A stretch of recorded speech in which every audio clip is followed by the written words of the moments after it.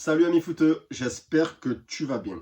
Alors Didier Deschamps vient d'annoncer sa liste pour les prochains matchs contre la Grèce et Gibraltar. Donc moi je vais te donner un peu mon avis sur les 23 qu'il a sélectionnés. Voilà, et te dire ce que j'en pense. Je vais prendre ligne par ligne et on va voir tout ça ensemble. Voilà. Donc alors pour les gardiens, il a sélectionné Areola, Maignan et Samba. Bon, je dirais les gardiens, on va pas trop s'y attarder. Je dirais choix logique, voilà. Je crois que c'est les trois mêmes que la dernière fois. Après, vraiment Areola il me saoule un peu.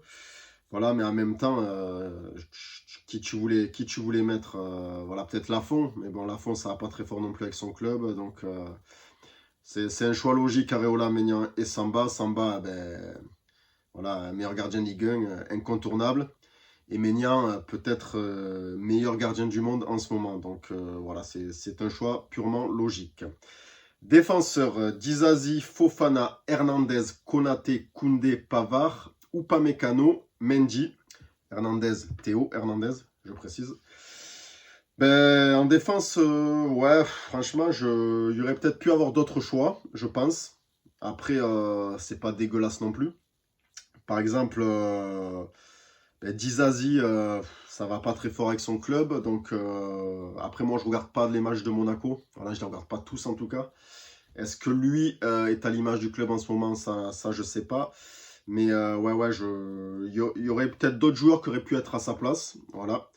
Je pensais notamment à Pierre Kalulu, voilà, qui fait quand même une bonne saison au Milan AC, même une très bonne saison au Milan AC. Il n'a pas été sélectionné, c'est pas grave. Il aura sa chance plus tard, je pense.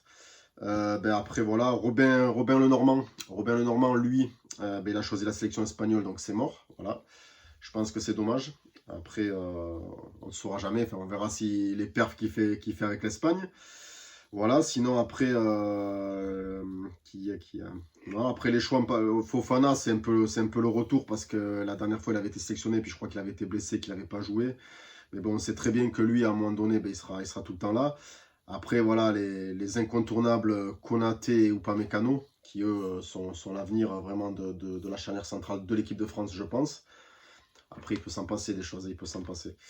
Voilà, bah après Koundé, Pavard, moi je suis pas grand fan, mais bon, c'est comme ça. Après, Ferland Mendy, je suis un peu surpris. Voilà, même si j'aime beaucoup le Real de Madrid, vous le savez. Voilà, Ferland Mendy, il fait pas pour moi une saison extraordinaire, donc c'est peut-être le plus, même encore plus que Dizazi, le bémol que j'aurais mis. Après, est-ce qu'il a pas sélectionné Ferland Mendy pour faire monter un joueur qu'il a choisi dans les milieux de terrain? Voilà, ben, je vais de suite passer au milieu et tu vas comprendre de qui je parle. Donc évidemment, je parlais d'Eduardo Camavinga. Bon, lui, ce qui est génial, c'est sa polyvalence. Enfin, être bon comme ça en défense, être bon comme ça au milieu de terrain, c'est génial pour un sélectionneur, je trouve.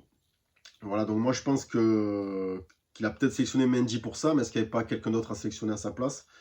Ouais, je sais pas. Je sais pas, voilà. Je sais pas, parce que Mendy, c'est pas, comme je dis, c'est une super saison au Real. Donc, est-ce qu'il aurait pas pu, est-ce que Hernandez l'a sélectionné pour jouer à gauche? Mendy sera-t-il le remplaçant de Théo Hernandez? Je pense. Voilà, il aurait pu avoir des joueurs comme, après, voilà, j'aurais pu te dire Todibo, Badiachil, mais est-ce qu'il mérite mieux que les autres, que Dizazi ou que Mendy? Je sais pas, voilà. Sur cette fin de saison, notamment, avec leur club, que ce soit tous les joueurs en fait que j'ai cités, je les trouve pas tous extraordinaires quoi. Todibo, Badiachil, Dizazi, Mendy. Donc voilà, c'est un choix de sélectionneur et je pense que voilà qu'il n'y avait peut-être pas mieux à faire, je sais pas voilà. Il y a que Pierre Kaloulou que voilà, il y a que lui moi que je me dis ouais, j'aurais bien aimé le voir. Voilà. Bon, après on le verra certainement plus tard. Donc je reviens au milieu. Donc, Kamavinga, Youssouf Fofana, ben encore là, voilà. Youssouf Fofana, ouais, c'est vrai que j'avais pas trop fait gaffe à lui, mais sa sélection me, je ne regarde pas assez Monaco pour porter un jugement dessus, donc j'ai pas envie de dire de conneries, mais c'est vrai que bon, c'est un bon joueur, c'est sûr.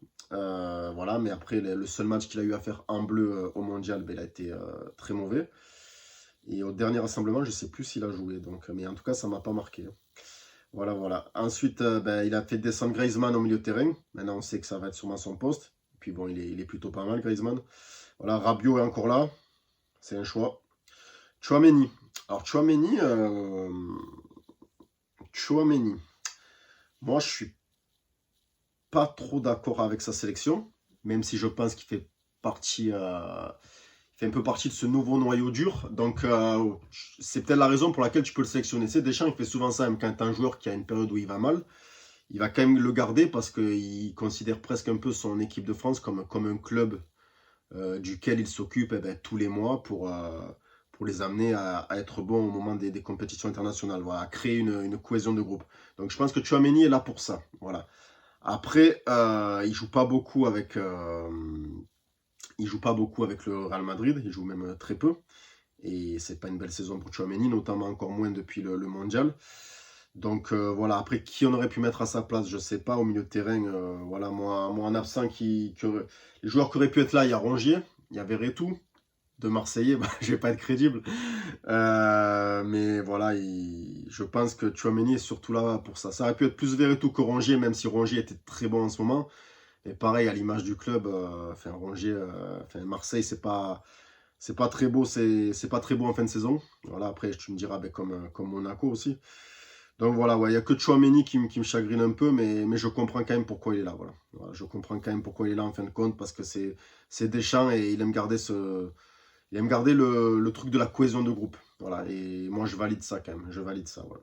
Après, ben, en attaque, on retrouve toujours les mêmes, quoi. Coman, le retour de Dembélé, voilà. Le retour de Nkunku, voilà, je vais y revenir. Giroud, Mbappé, Thuram, Kolo Muani qui sont voilà, incontournables, je dirais. Il y a peut-être Thuram, on peut se poser la question, mais bon, il mérite quand même d'être là.